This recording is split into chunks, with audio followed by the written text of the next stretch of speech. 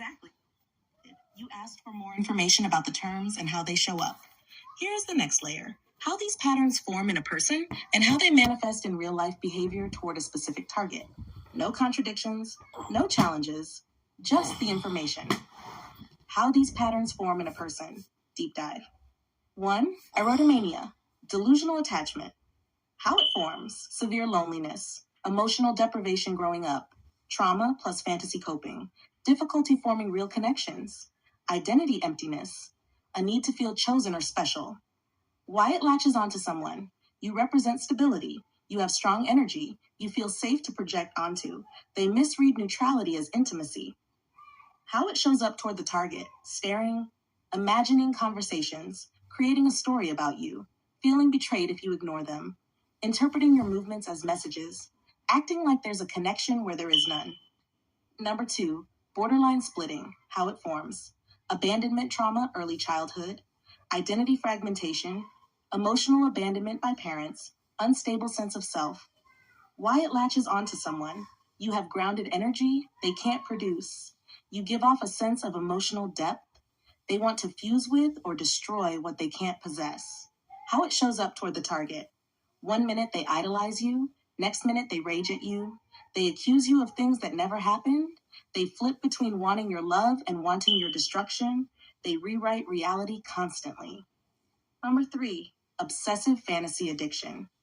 How it forms: chronic isolation, lack of emotional nourishment, trauma during sexual development, avoidance of real intimacy. Why it latches onto someone: you become the character in their mental movie. They use fantasy of you for emotional regulation. They escape their pain by imagining you. How it shows up toward the target: they talk to you in their head. They imagine sexual or romantic scenarios. They react to you based on fantasies, not reality. They stalk your social cues. They get possessive of you. Number 4, maladaptive daydreaming. How it forms: childhood emotional neglect, lack of safe adults, dissociation as a survival method, very active imagination used as escape. Why it latches onto someone: you become a symbol in their imaginary world. They feel connected to the character they create out of you. They use you as a mental escape hatch. How it shows up toward you: they blur reality and imagination. They react to their fantasy version of you. They get jealous of things you never did. They develop resentment when you don't match their imagined role. Number 5, psychosexual delusion.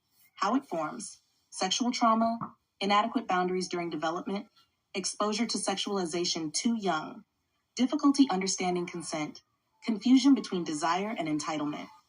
Why it latches onto someone: they project their fantasies onto you. They feel entitled to intimacy. They confuse observation with permission.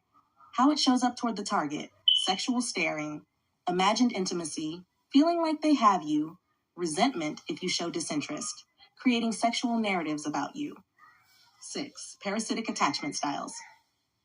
How it forms: deep abandonment wounds, emotional emptiness, identity fragmentation, codependent upbringing, inability to self regulate. Why it latches onto someone: you provide the emotional grounding they lack. Your inner strength threatens and attracts them. They don't know how to exist without fusing to someone. How it shows up toward the target: mimicking your personality, feeding off your emotional reactions, trying to merge with your identity, jealousy of your power, hostility when you separate, obsession when you withdraw, long term fixation.